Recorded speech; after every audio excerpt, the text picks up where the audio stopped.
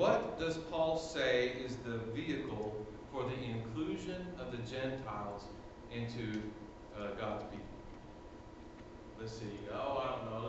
Let's bring it down to the last slide. Oh, I want to go up. Go up. There you go. Well, up one more, please.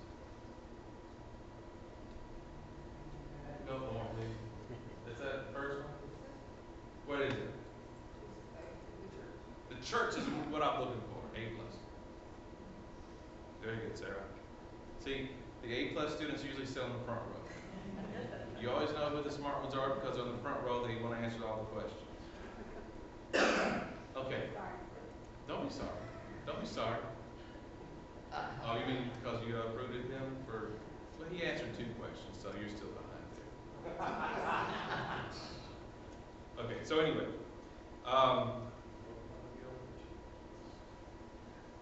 listen. You guys can do the grudge match thing later, right? Okay. The church is the vehicle for the inclusion of all peoples, the Gentiles, the nations. We are the light that goes out into the world. So let's notice this progression. In the Old Testament, we have this prophecy, this vision of not only Israel being restored, but Israel being a light to all nations.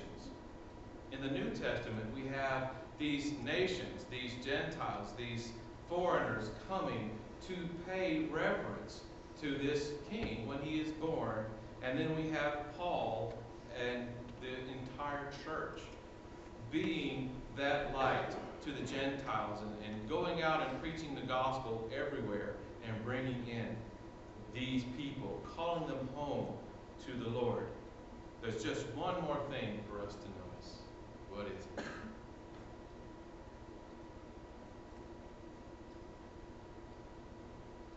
Let me dramatic pause, unpause. Here we go. There's just one more thing for us to notice. Patty, you had an answer? I said give us a hint. I'll give you a hint. Okay. It's currently it's 2014, but it has something to do with by 2015. We have an answer on the back row back there. Pam? Okay.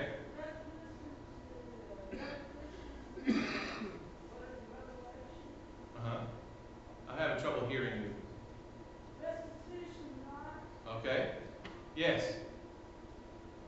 If that light was prophesied and proclaimed in the Old Testament, if that light appeared in the Gospels and was worshipped by the nations, and if the early church saw themselves as the people proclaiming that gospel to all the world, what's left to say except that we are continuing that mission?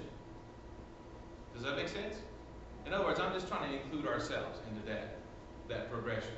Old Testament, New Testament, modern day, First Christian Church, Marietta, right? What is our vision statement? To be Marietta's leader in local mission and multicultural worship by 2015. Okay, ladies and gentlemen, we're on a clock now, aren't we? We're on a countdown. 2015 is less than 365 days away. Capiche? That's a fact. Our goal is to be a light to this community and a light to the nations, including all peoples, locally, right? Serving in all the ways that we've done and continue to do and will increase, and then multiculturally, meeting the needs of various nations. It's very gratifying to me to have all kinds of people walk into our doors week after week and worship and return and feel comfortable. And I'm very thankful for that. And now it's time for us to do what? It's time for us to notch it up, right? And we're going to do that in 2014. We're going to have to meet our goal by 2015, right? We're going to rule and dominate this area. Okay, maybe that's not the same sort of thing a pastor should say, but anyway, it's a pep talk, right? We are on a countdown to achieve our vision.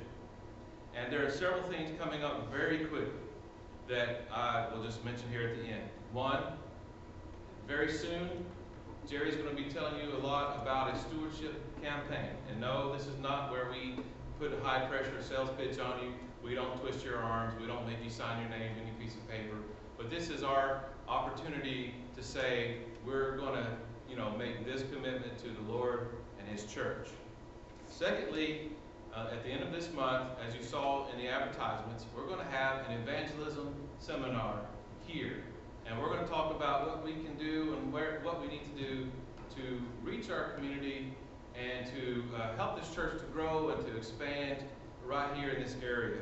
And that's part of fulfilling our vision statement, but in a broader sense, it is a continuation of being a light to all the nations. I'd like to ask you to stand.